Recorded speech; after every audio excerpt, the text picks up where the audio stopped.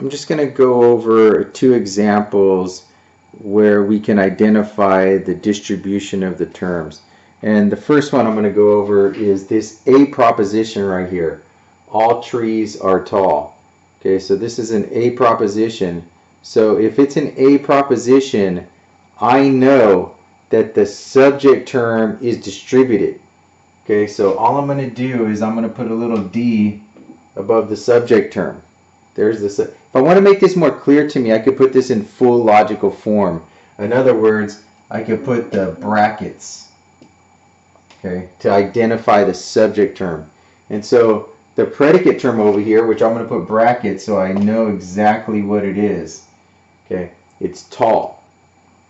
So in the A proposition, the subject term is distributed, it gets the D, but the predicate term is undistributed.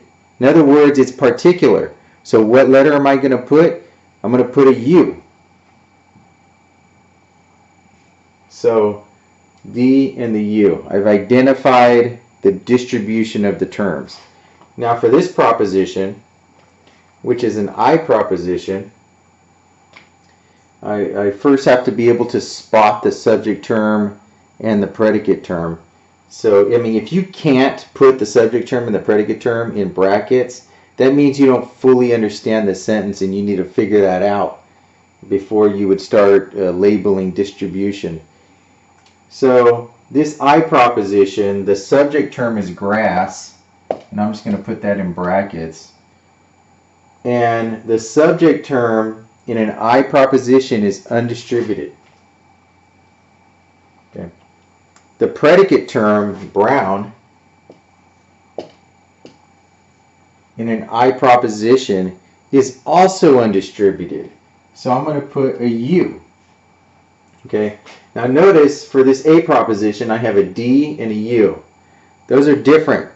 So I cannot make a full valid conversion with these. Okay, the one on top. But this one, with the U, if they're both U's, I could switch these two terms up and it would mean the same thing. Okay, so I can say, I'm going to switch the language a little bit, but I'm going to be essentially saying the same thing. I can say some grass is brown, therefore, I'm going to switch it up now, some brown things are grass. And that would be a valid conversion. In other words, you can say that and not make an error in how you're speaking. Okay, so those are just two examples of distribution.